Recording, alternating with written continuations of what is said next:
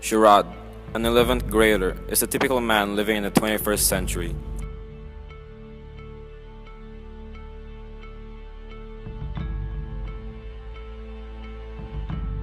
In his possession, he has a variety of electronic devices such as a laptop and a mobile phone at his disposal.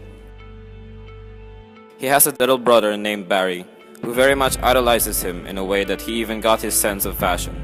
He was such a caring brother and a loving son, but all that began to change. His seldom use of technology worsened into always, and until he was addicted when one day he was hooked by the wonders of technological advancement, digital gaming and social networking sites. He was a good student before, always top of the class, a role model to many, even to his classmates. However, due to his addiction with technology, it started slowly to eat him up from the inside, manifesting its adverse effects to the point where he stopped living his life, stopped paying attention to his studies, which resulted to his failure, from being first of the class down to the last. He opened his Google Classroom account to check if there were new announcements coming from his teacher.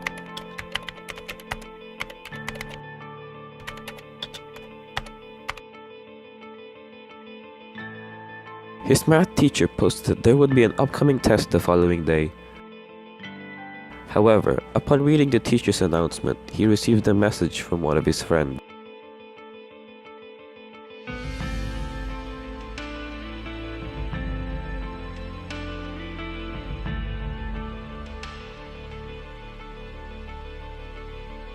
The next day,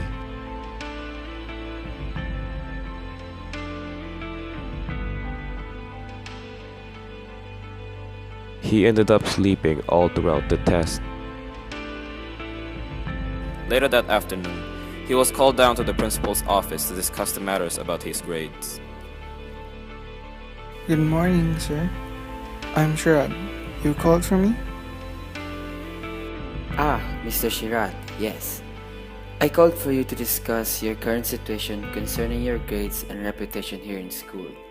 If you continue taking this path, I'm afraid we will be forced to kick you out of our school. What? What do you mean? You haven't been doing so well with your studies for these past months, Shirad. We don't need this kind of attitude in our school. Well, I don't need you to tell me what to do. Exams are coming, Mr. Shirad. One failed grade and you're out. Don't bother. I'll live on my own. The conversation between him and the principal left his ego breached. So, for the next few days, he started missing classes.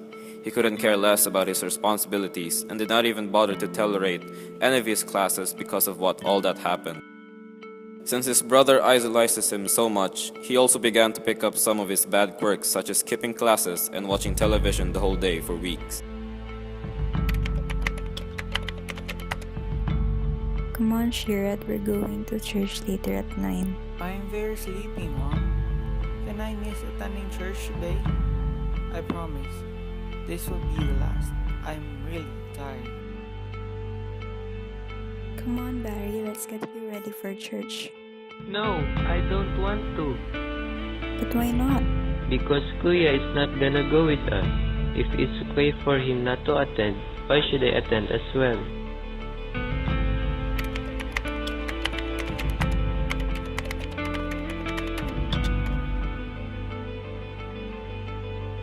While their conversation was ongoing, Shiran happened to want some water, so he was about to go to the kitchen. However, he was stopped by the shouting voice of his little brother, saying how he didn't want to go to mass because his elder brother won't join them.